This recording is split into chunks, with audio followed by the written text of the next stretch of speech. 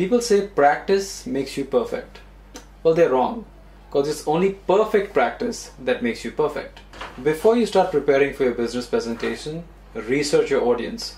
This is very important and something that a lot of startups miss out on doing. Find out the sophistication level of your audience. Are they investors that are very well versed with your space? Or are they investors that have no idea about your space? Are these investors that are more disruptive? As in, they start jutting into the middle of your presentation asking you questions? Or are these investors more those that wait till the end of your presentation to ask you questions? Find out who in your audience is very well versed with your industry. Which ones would require help in understanding? All of these are very important before you start building your business presentation for a particular group. Because it cannot be one size that fits all.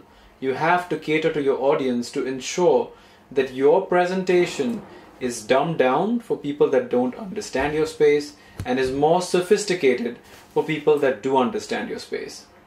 Build a story around the slides that you have just edited. It's very important that you always make a point with a story, because people might not remember every single bullet point you have in your presentation, but they will definitely remember the story. So, very important. In your story, you need to incorporate any anecdotes, any witty jokes, any one-liners. You need to have that all written down in a cohesive story that connects all the slides. Next, present this to a group of friends, advisors, or mentors, or even those self-help startup groups with your presentation after giving them an understanding of your research that you have done on your target audience. Ask them to be as hard as possible during your presentation. At the end of the presentation, very important that you hand them out some feedback forms.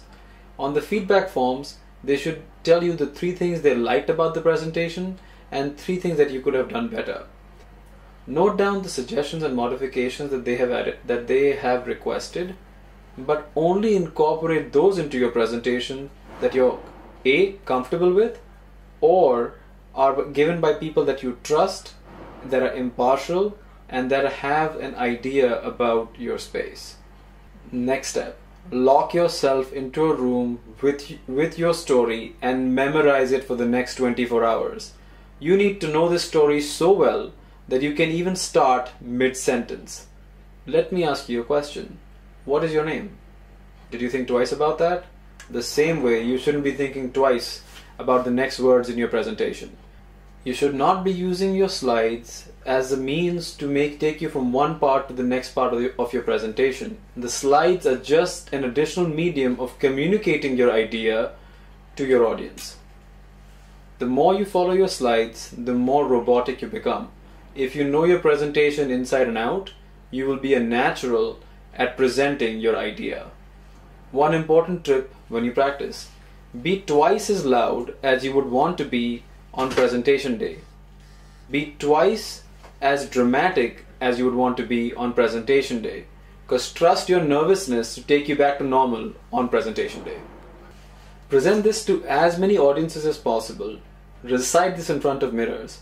Talk to your dog about it. It doesn't really matter. Do whatever you have to not use your slides as a crutch.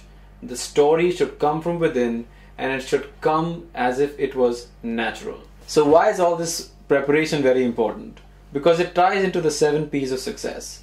Perfect prior planning prevents pitiful poor performance. Have a good night's sleep before the presentation, and avoid making any last-minute adjustments to your presentation unless it is brutally required. Any last-minute adjustments are done without thinking and under pressure, and at a time when you should not be making any decisions. Have fun. Trust me, this is a feeling that you will miss when you're successful in your business.